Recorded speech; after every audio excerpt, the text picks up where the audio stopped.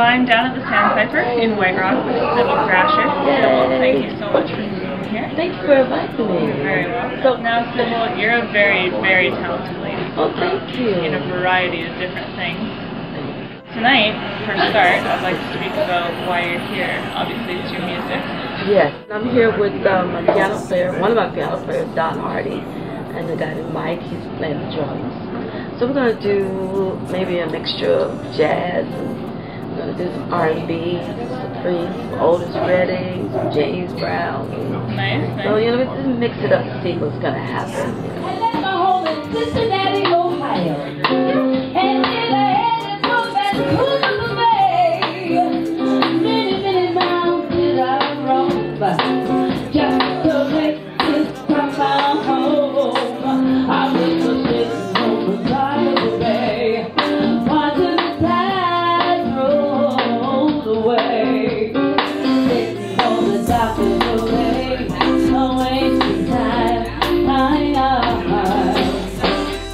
What makes you want to share your music with White Rock? Because I like to share my music with everybody all over the world, so why not White Rock? I used to do some festivals here, so it's always good to come back here, White Rock, and people are really nice. Now, speaking of festivals, you've done things like Merit Festival.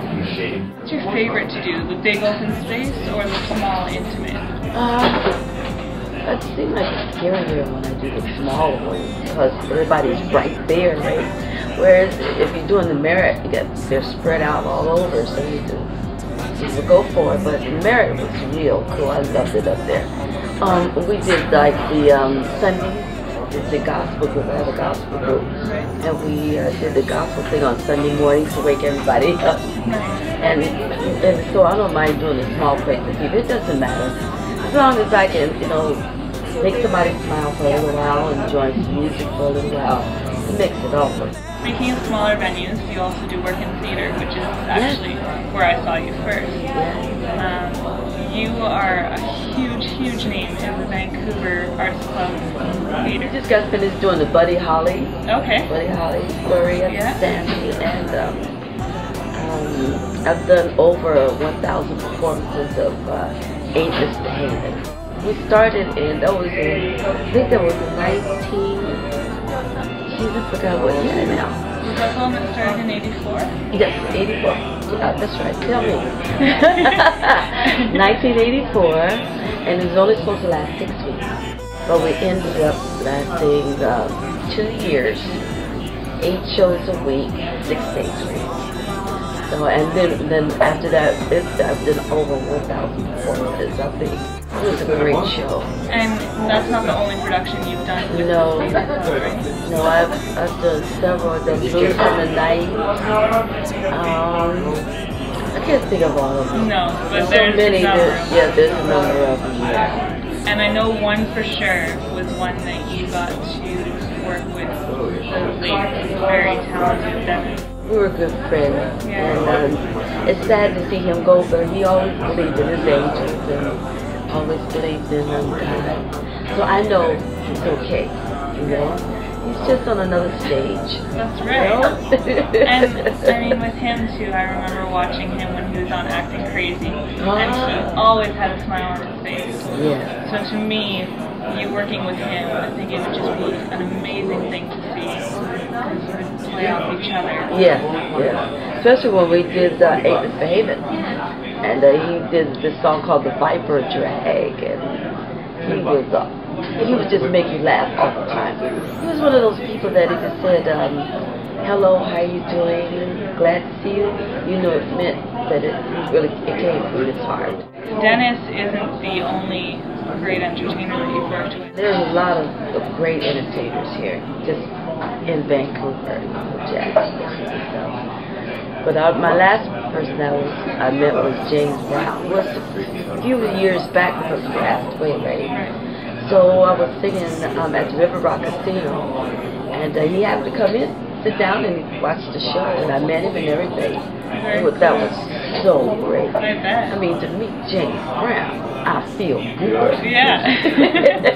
That's awesome. Yeah, he was a beautiful person. And did he come up to you after the show? Did he have words of advice or encouragement? He wanted me to go and travel with him, you know. And then, quite the compliment. but when he never came back, he passed away. It was really sad that he passed away, and it was really sad that I didn't get a chance to perform with him. It is. Yeah. But that's still, I mean, you have to look at that and say, wow, James Brown thinks I'm good enough to travel with him, right? Ain't that true? Ain't that true? Good for you. What's next for you? I do a lot of benefits, raising money for people who need help, and I do a lot of AIDS benefits. Other than that, you know, there's the Christmas party. And then December 11th, I'm celebrating my birthday. I read that you were Sagittarius. Hey, I am too. Hey, very nice. Right on. So celebrating at the December 11th at the restaurant called the Enigma. It's on 10th and Trumbull. And what is the best way to celebrate a birthday? I would rather be home by the fireplace. But that's not happening. But that's not going to happen. Has it ever happened for you? I'm always out singing somewhere. But yes, it does happen. I have one more question for you. Uh-oh. Some people might think it's a little bit odd. This is a biggie. I can tell she's rearing up those lips. I'm getting up there. Anybody who knows me knows that I don't judge a person by the cover. I think you can tell a lot about a person by their socks. Now I'm assuming you're not wearing socks with that dress today. Yes, I am. Are you? I am a sock person. There we go. Can you tell me? I love socks. Do you really? I sleep with my socks. I walk around the house with my socks. I hate cold feet. I am so happy to hear that. Do you just say yes? I have a thing about socks. It's true. I have my socks on right now. Now, do you know what color you're wearing today? White.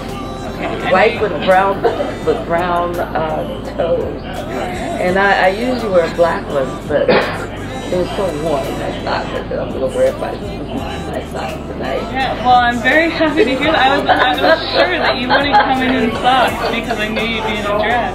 But that's between you and I. All right. I do have my socks on. And do your socks always match? Yes, I have a whole drawer. That's when I was in London and Paris. They have these socks that has it every day of the week with an expression on it. So I have those in my drawer too. Very cool. Yeah, I love socks. I have all kinds of socks. And I collect elephants. That's what I collect. And I have elephant socks. You know. There's only... And sometimes when you get on the plane, they give you these other socks. Yeah. So I have Virgin Atlantic socks. Yeah. Yeah. And they do keep your feet warm. They do. They're fuzzier than regular socks. Yeah. I'm loving them. I love socks. Good. My personal favorite pair, my brother went to Korea, and my two favorite things are socks and Starbucks. And he brought me back a pair of Starbucks socks. All right. So I totally understand your elephant socks. Do you have socks on? I do have socks on today, and mine never match. Oh, look at that. Those are great shoes. Thank you. These ones are from England, actually. Cool. They say mooching around. Right on. It's a cow. Yeah. And these ones say, I love you. Aww. You know the old saying, would you give me the shirt off your back? Yeah. Would you keep the socks off your feet? I absolutely would. Would you like my socks? No. I would do that to you. Your feet might break. I promise I will get you a clean pair. And to say that this is a nice, relaxing interview. Thank you for meeting me. Thank you, Sad. Push through. Okay. And I'll bring us some food. All right. All right. Thank you. God bless. Together.